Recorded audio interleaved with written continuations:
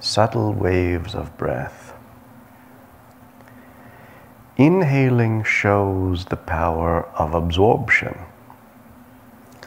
which is manifest in all living beings and in all objects. Small germs, worms, trees and plants all absorb, and in that way they breathe. Also, in all living beings and in all things, there is a tendency to put out an element which does not belong to them. In other words, an element which their system will not assimilate. It is not only the inhaling and exhaling by the nostrils which accomplishes these two functions, absorption and rejection, but there are minute waves of breath working in different directions of the body, which perform the above said two acts in their own way and in their own rhythm of speed. For instance, the tendency of stretching and contracting, the tendency of blinking the eyes, of expelling water and refuse from the body. When any of these subtle waves of the breath, working in any direction of the body, gets out of order, then an illness originates in that particular part of the body, spreading its influence gradually to other parts. Balance in one's life and being is maintained by the evenness of inhaling and exhaling. The compass of one's being is as large as the reaching point of one's breath. One lives a fuller life. Another does not live a fuller life, because the former breathes fully, the latter does not breathe fully.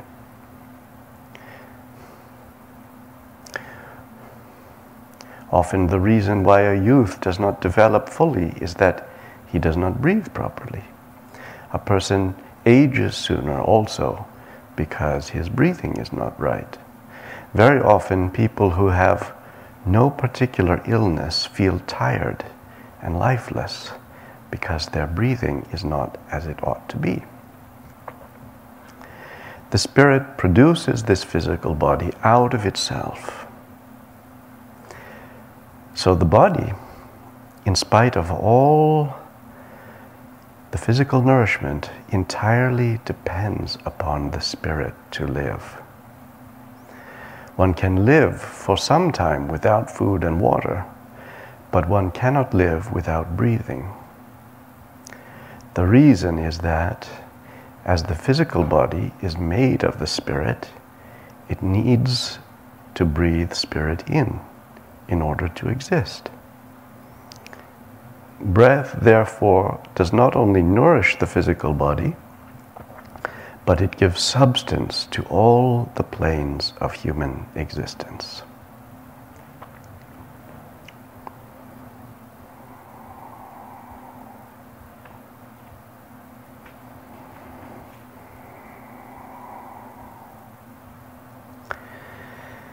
So this lesson reminds us that when Murshid uses the word breath, he means something much more than simply taking in oxygen and putting out carbon dioxide. He means the constant cycle wherein energy is absorbed and that which is superfluous is diffused. And this happens through different channels of the body in different rhythms. The rhythm of the physical breath, the passage of oxygen into the cells and the putting out of carbon dioxide, that is only one of these multiple overlapping tides, you might say, of drawing in life and releasing what is excessive, what cannot be assimilated.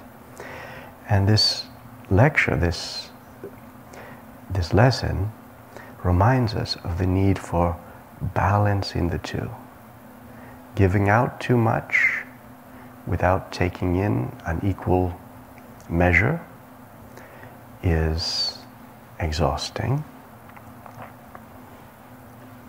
And likewise, taking in too much without release creates congestion and a feeling of an accumulating burden that sooner or later must break a person, whether physically or psychologically.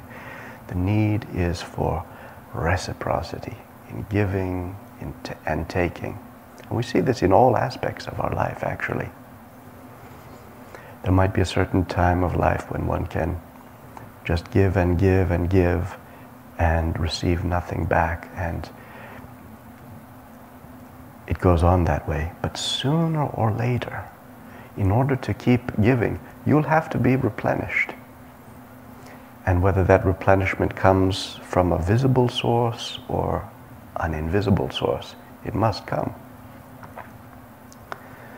So this lesson emphasizes the theme of reciprocity and reminds us of the need to release what is extraneous, what the residues that build up in the body and the mind, to keep clearing out the system so that new energy can come in. It's all in the flow.